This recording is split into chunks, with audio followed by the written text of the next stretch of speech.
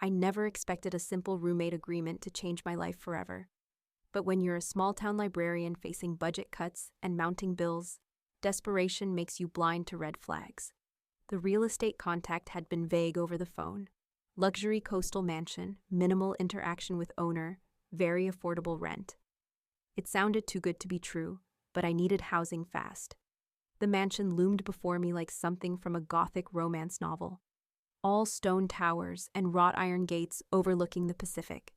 My hands trembled as I signed the thick contract without reading every clause.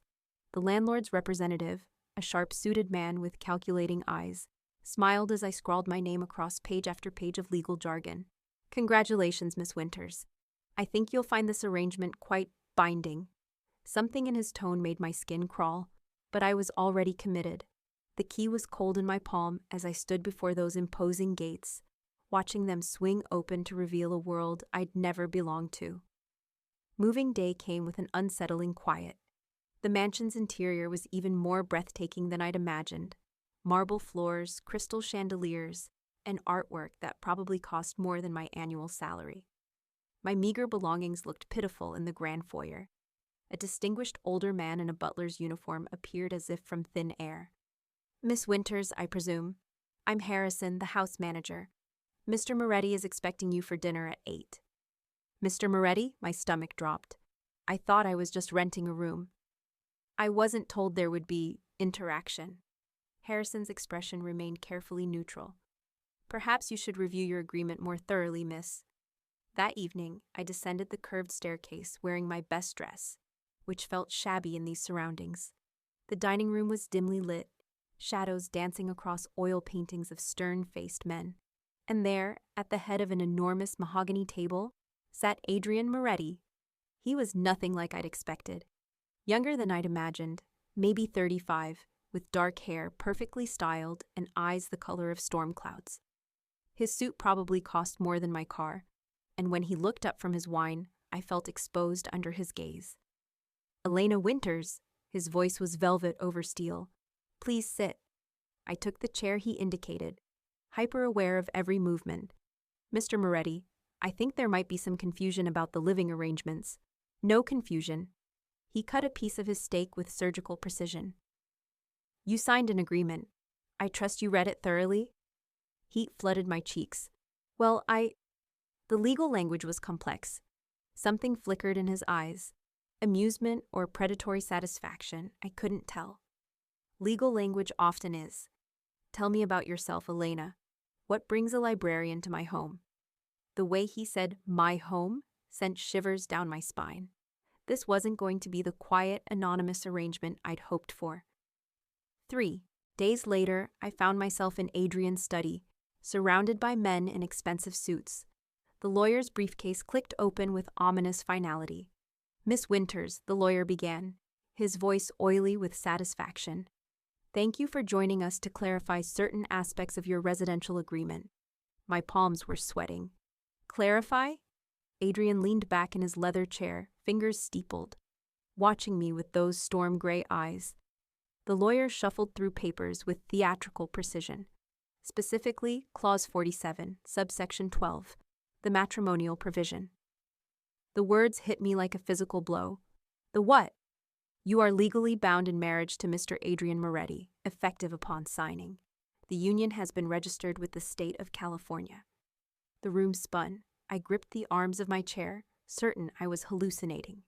"That's impossible. I would never. I didn't agree to—" "Your signature indicates otherwise."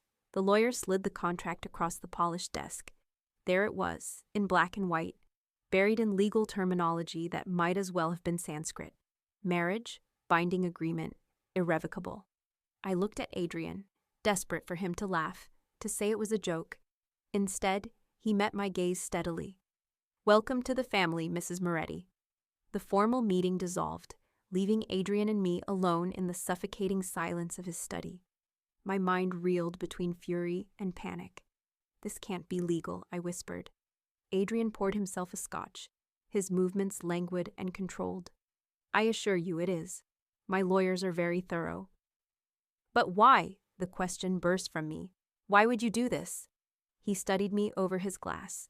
You're intelligent, Elena. Beautiful in an understated way. You have no family to complicate matters, no significant romantic attachments. Most importantly, you're completely ordinary. The casual cruelty of his words stung. Ordinary. In the best possible way. My business requires certain legitimacies. A wife provides respectability, legal protections, tax advantages. He set down his glass. But understand this. You are under my protection now. That means following my rules. And if I refuse? His smile was sharp as broken glass. The contract you signed includes substantial financial penalties for breach. Your librarian's salary couldn't cover the interest on the damages. I was trapped, and he knew it.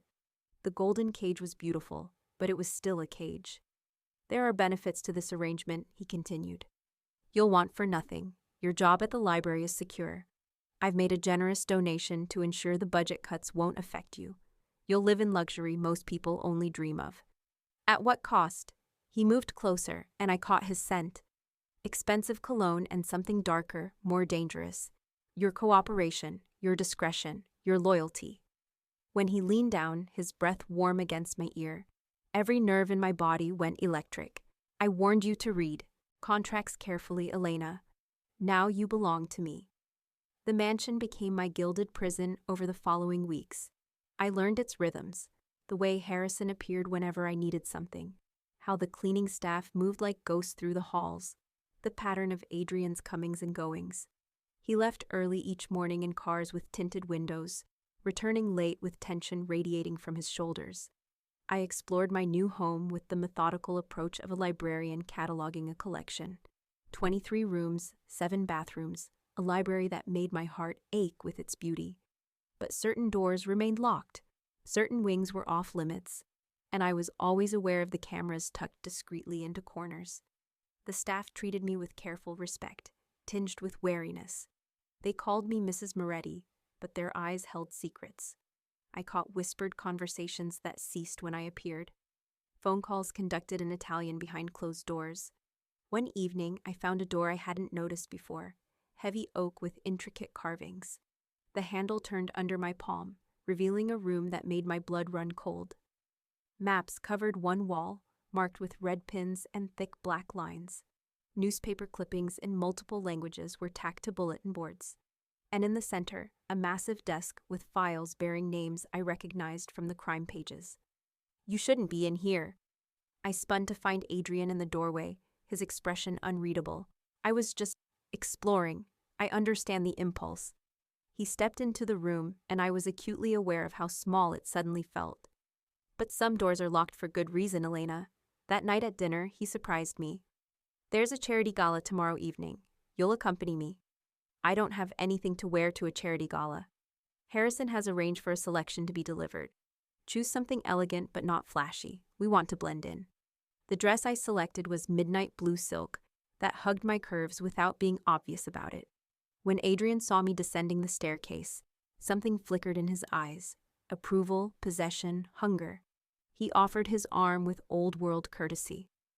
Remember, he murmured as we approached the gleaming black sedan. You're my wife, devoted, supportive, and completely uninterested in my business affairs. The gala was held at an exclusive club overlooking the bay. Crystal chandeliers cast rainbow fragments across marble floors, where California's elite mingled with champagne and casual corruption. Adrian moved through the crowd like he owned it, and maybe he did. Important men shook his hand with barely concealed nervousness. Beautiful women smiled at him with calculating eyes before dismissing me entirely. I was nursing my second glass of champagne when a man approached, tall, silver-haired, with the kind of confident smile that didn't reach his eyes. Mrs. Moretti, isn't it? Vincent Castellano. He lifted my hand to his lips, the kiss lingering, a moment too long. How lovely to finally meet Adrian's mysterious bride. Something cold slithered down my spine. This wasn't a casual introduction. Mr. Castellano. I tried to extract my hand, but his grip tightened almost imperceptibly. You must tell me how you managed to tame our Adrian. We've all been wondering about the woman who could finally settle him down. Before I could respond, Adrian appeared at my side like a storm front. The temperature in our little circle dropped 10 degrees. Castellano, His voice could have cut diamond. Enjoying the party? Immensely. Your wife is charming. We were just getting acquainted.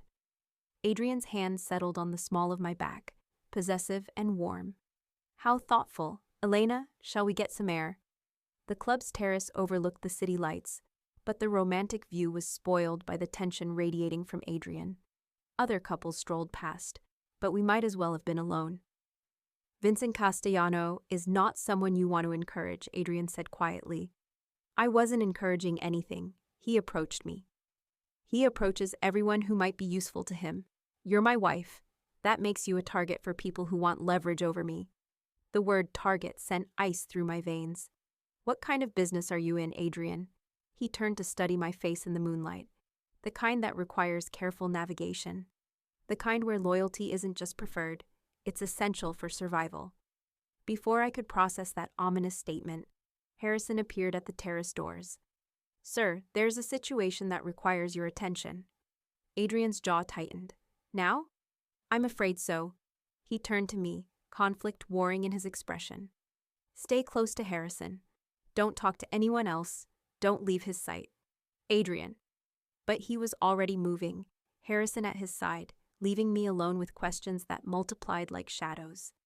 20 minutes later, curiosity overcame caution. I slipped away from the party, following the sound of raised voices toward the club's back entrance.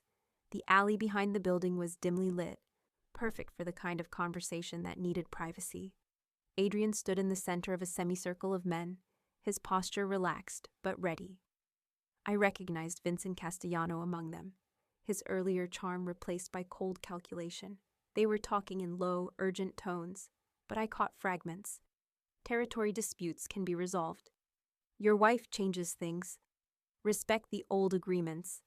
Then Castellano stepped forward, and moonlight caught the metal in his hand.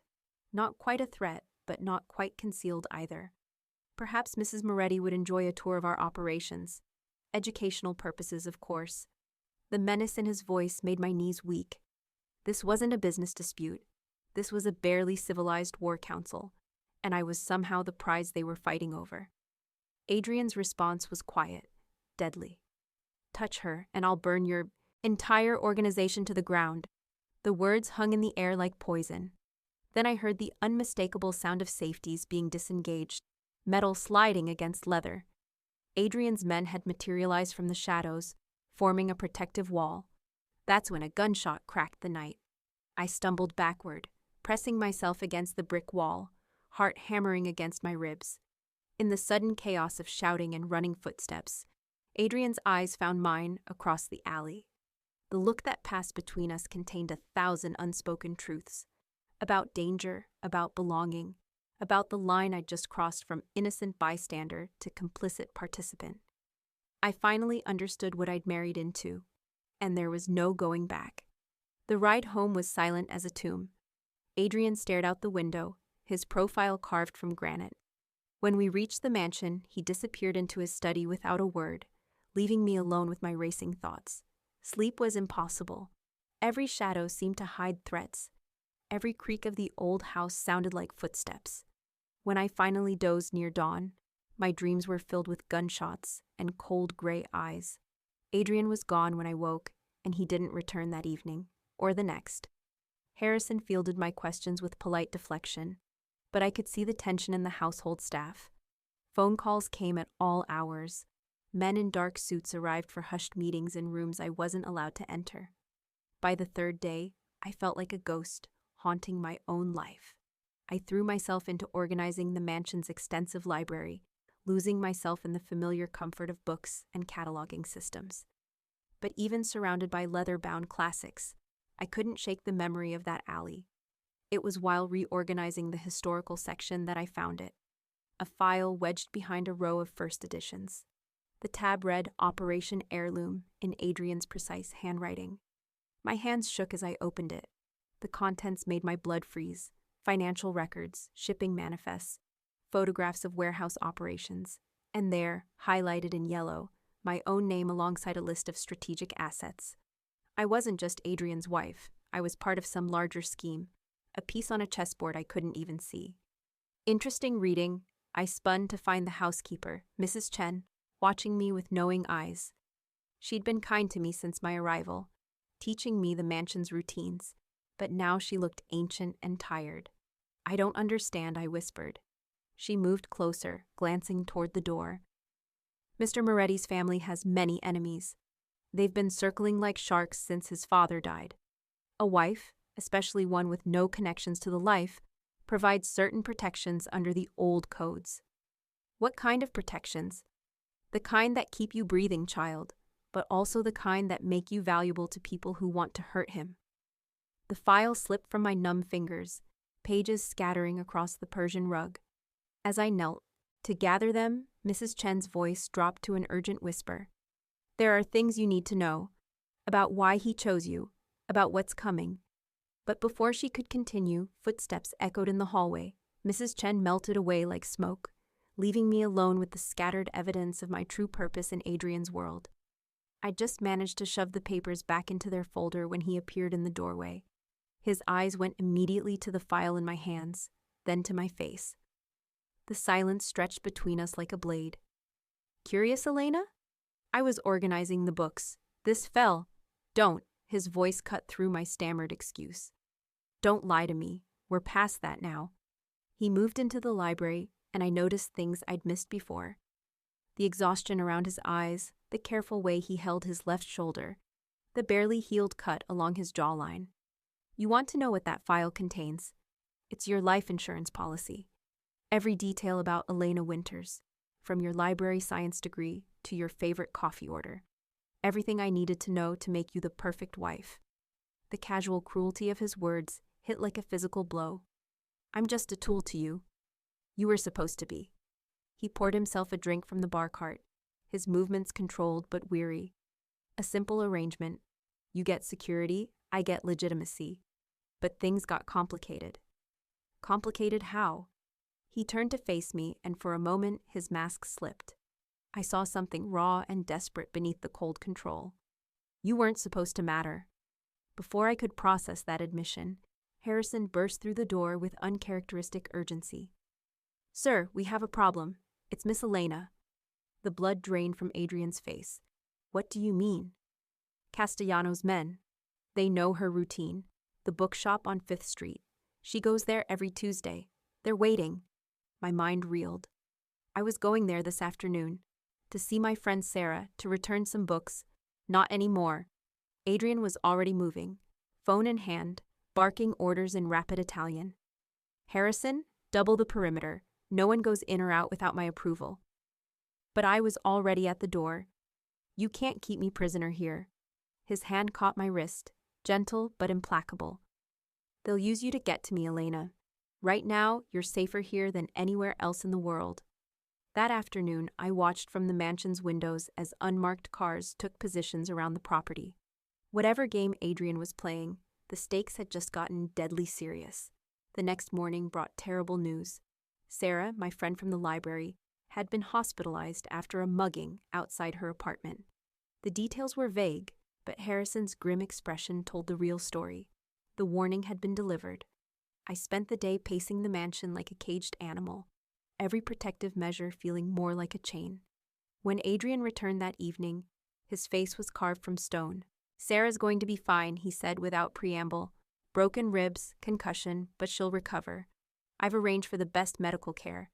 This is my fault." "No." His voice was sharp. "This is mine. I underestimated how far Castellano would go." That night, I couldn't stand the suffocating safety of the mansion another moment. I needed air, normalcy, something to remind me I was still human. Against every warning, I slipped out through the kitchen door while the house slept.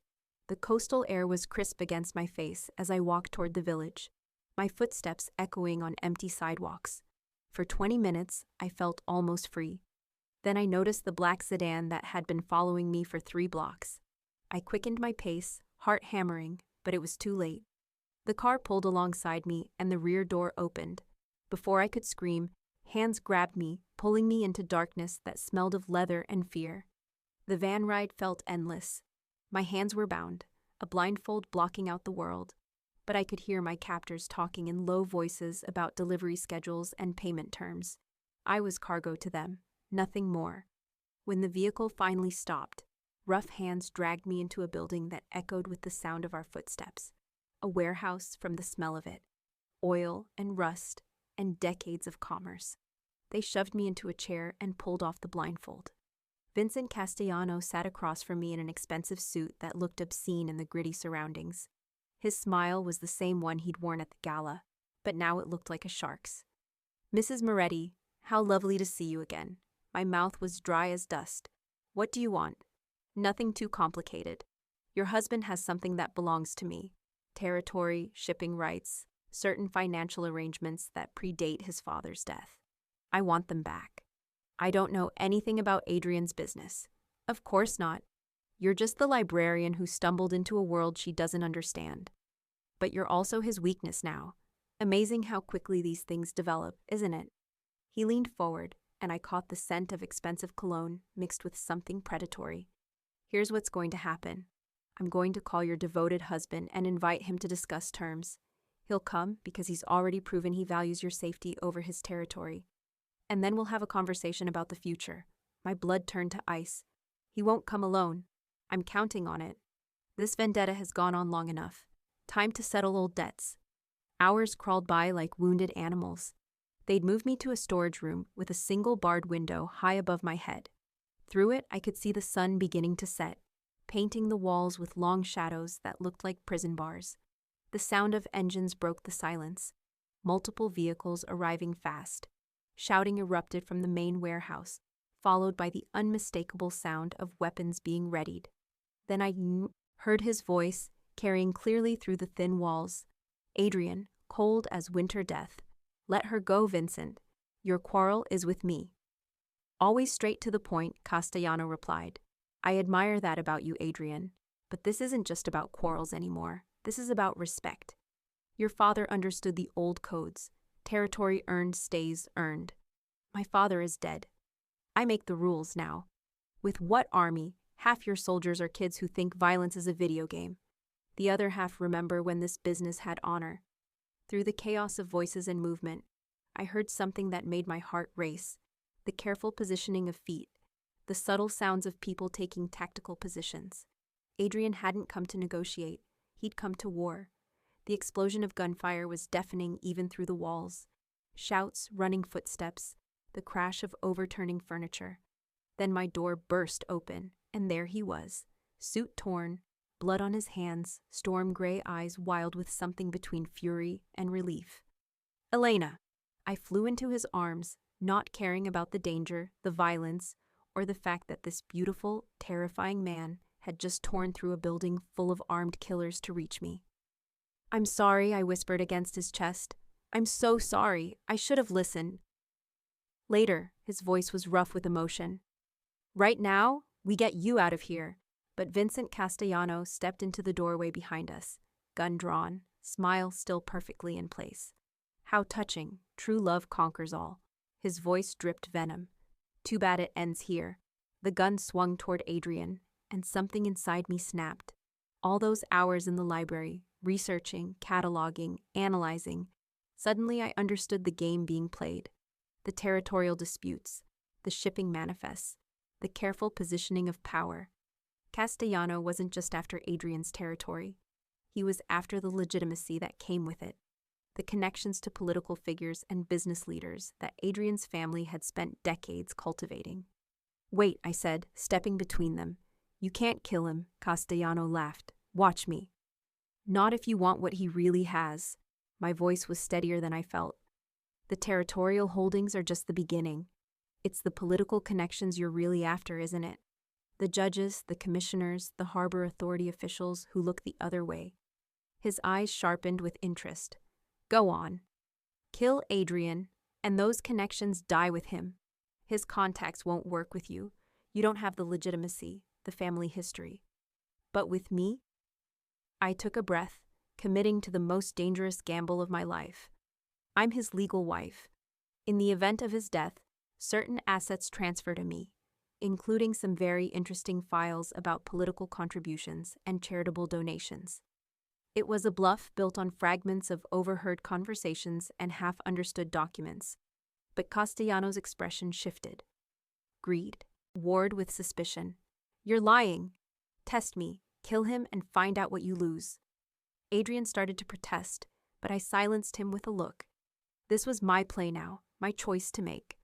Castellano studied us both, calculation replacing bloodlust. Finally, slowly, he lowered the gun. Perhaps we can come to a different arrangement. That's when Adrian moved. In one fluid motion, he disarmed Castellano and spun him around, the older man's own weapon pressed against his throat. The other guns in the room swung toward us, but Adrian's voice cut through the tension. Anyone moves, he dies. Anyone shoots, he dies. Vincent, call off your dogs. The standoff stretched like a wire about to snap.